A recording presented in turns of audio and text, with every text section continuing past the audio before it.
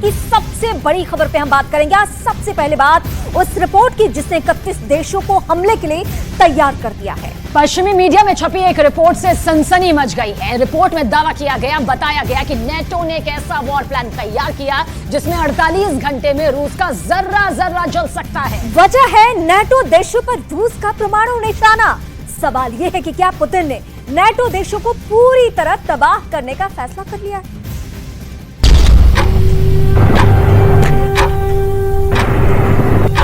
छह घंटा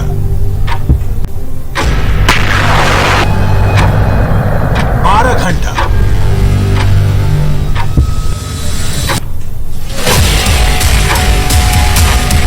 18 घंटा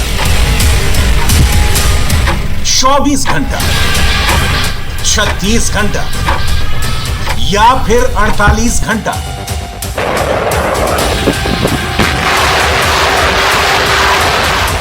नाटो की सेना कितने घंटे में रूस की सेना को खत्म कर देगी?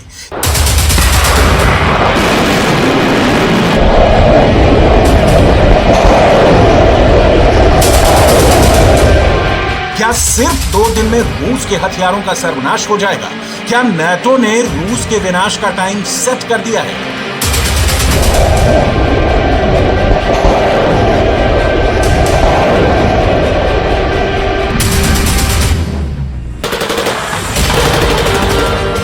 रूस के राष्ट्रपति व्लादिमीर पुतिन को यूक्रेन युद्ध में परमाणु हथियारों के इस्तेमाल करने पर एक भयावह चेतावनी भेजी गई है। इस चेतावनी में कहा गया है कि तब नाटो पूरी ताकत के साथ जवाब देगा और कुछ ही दिनों में रूसी सेना को खत्म कर देगा।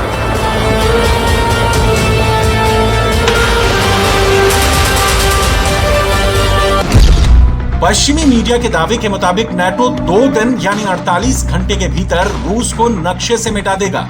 48 घंटे के अंदर रूस की सेना का समूल नाश हो सकता है।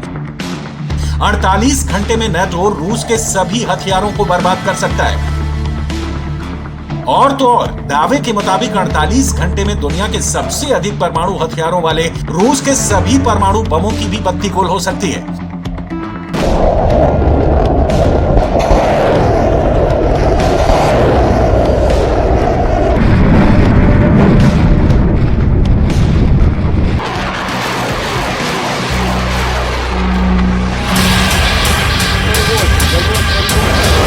यूक्रेन युद्ध के दौरान पुतिन ने कई मौकों पर परमाणु हथियारों के इस्तेमाल की धमकी दी है। कई मौकों पर परमाणु धौंस दिखाकर डराने की कोशिश की है, लेकिन पूर्व ब्रिटिश सेना अधिकारी निकोलस ड्रमंड ने चेतावनी दी है कि अगर पुतिन परमाणु हमले की तरफ आगे बढ़ते हैं तो इसके रूस के लिए विनाशकारी परिणाम होंगे।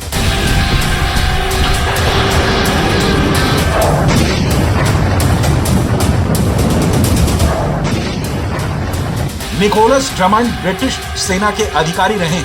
अभी वो युद्ध विशेषज्ञ के तौर पर पूरी दुनिया में मशहूर हैं। नाटो में उन्हें उम्दा रक्षा उद्योग विश्लेषक भी माना जाता है। उसी निकोलस ड्रमंड का कहना है कि अगर रूस यूक्रेन में परमाणु हमला कर देता है तो परमाणु हमले के 48 घंटे के अंदर नाटो रूस को दुनिया के नक्शे से मिटा देगा।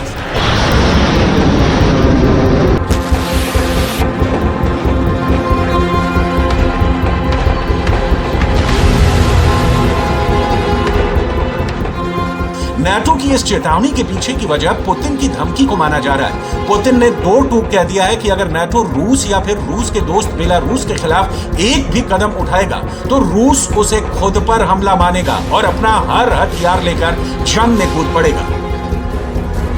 सवाल है, क्या सच में नाटो की सेना रूस को 48 घंटे में खत्म कर सकती है?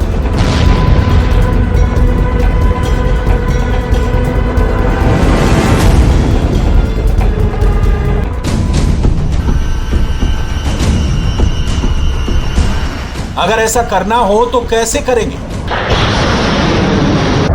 इसे हम आगे बताएंगे, लेकिन उससे पहले पुतिन की परमाणु युद्ध की तैयारी को जान लीजिए।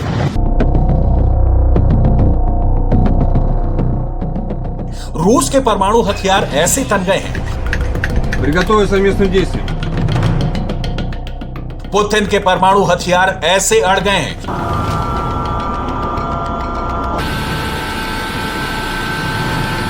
किसी परमाणु मिसाइल से जब निशाना साधना होता है तो उसे ही खड़ा किया जाता है। रूस ने ऐसे कितने परमाणु हथियारों को युद्ध के मैदान में खड़ा कर दिया है? रूस ने ये परमाणु हथियार कहां कहां तैनात कर दिया है? रूस के इन परमाणु हथियारों के निशाने पर कौन है? इन सभी सवालों के जवाब पश्चिमी मीडिया के एक रिपोर्ट में मिलता है। इस रिपोर्ट में दावा किया गया है कि पुतिन ने नेटो देशों को अपने परमाणु हथियारों के निशाने पर ले रखा है। पश्चिमी मीडिया के मुताबिक यूक्रेन का पड़ोसी देश पोलैंड पुतिन की परमाणु मिसाइल के निशाने पर है। रूस की सेना ने लिथुआनिया के नाम भी परमाणु मिसाइल तैनात कर रखी है। रूस के परमाणु हथियारों के टारगेट पर तीसरा देश लातविया है।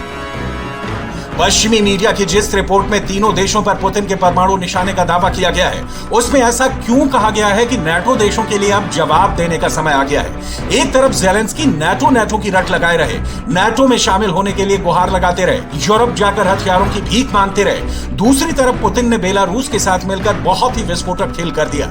यूक्रेन के साथ साथ यूरोप को अपने परमाणु घेरे में ले रखा है।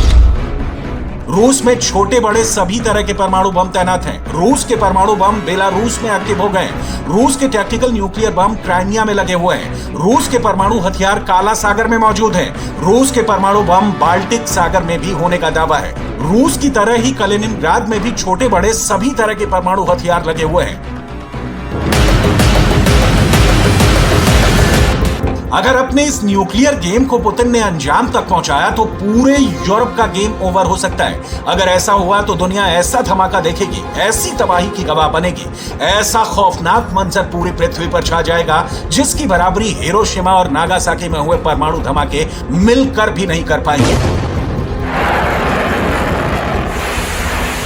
रूस ने बेलारूस में टैक्टिकल न्यूक्लियर हथियारों को तैनात कर रखा है। यूक्रेन से लगी रूस की सीमा के करीब टैक्टिकल न्यूक्लियर हथियारों के बेस बना रखे हैं। दावा किया जाता है कि क्राइमिया में भी रूस की न्यूक्लियर फोर्स ने टैक्टिकल न्यूक्लियर बम लगा रखे हैं। ऐसे में यूक्रेन पर छोटा परमाणु हमला करने के लिए रूस इन तीनों रास्तों में से किसी भी एक रास्ते को अपना सकता है। युद्ध की शुरुआत से ही रूस बार बार अपने परमाणु हथियारों की धमकी इसलिए दे रहा है क्योंकि वो दुनिया में परमाणु हथियारों का सबसे बड़ा मालिक है।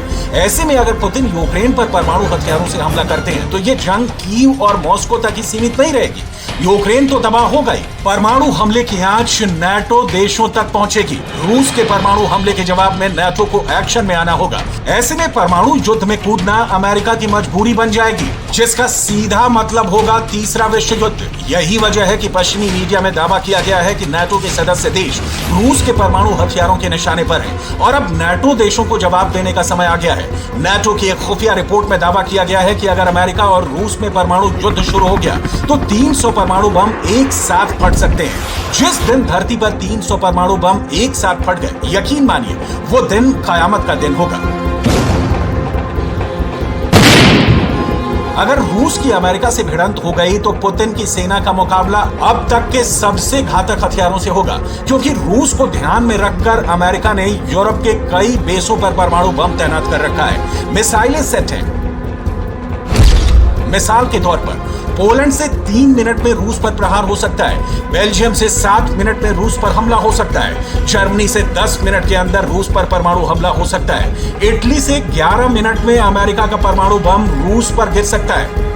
ऐसे में अगर रूस और अमेरिका के बीच युद्ध छिड़ा तो उसके विश्व युद्ध में बदलने में देर नहीं लगेगी।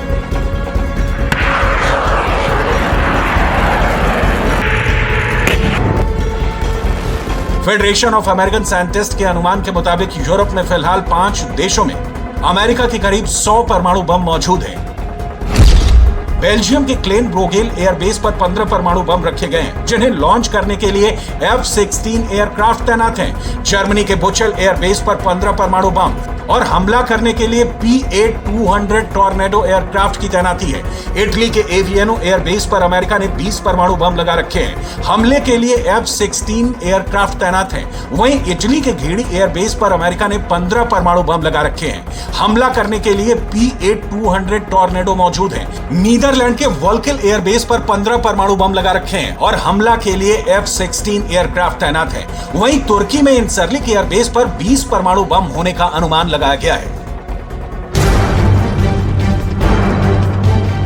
अगर नाटो देश युद्ध में कूदते हैं तो लड़ाई नाटो और रूस के बीच होगी। अगर ऐसा होता है तो आज जो हालात रूस के सामने यूक्रेन की है वही नाटो के सामने रूस की हो जाएगी। ऐसे हालात में रूस या तो परमाणु हमले का विचार करेगा, जैसा कि पुतिन कई बार चेतावनी दे चुके हैं, या फिर मित्र देशों से मदद मांगेगा। दोनों ही सूरत में हालात तीसरे विश्व युद्ध के ही बनेंगे। नाटो ताकतवर देशों का सैन्य गठबंधन है, इस लिहाज से नाटो की ताकत बहुत ज्यादा है। रूस इसके आगे कहीं नहीं ठहरता। इसी वजह से कहा जा रहा है कि अगर रूस ने परमाणु हमला कर दिया तो नाटो युद्ध में कूद जाएगा, और नाटो की माने तो सिर्फ 2 दिन के युद्ध में रूस का नामो निशान मिट जाएगा।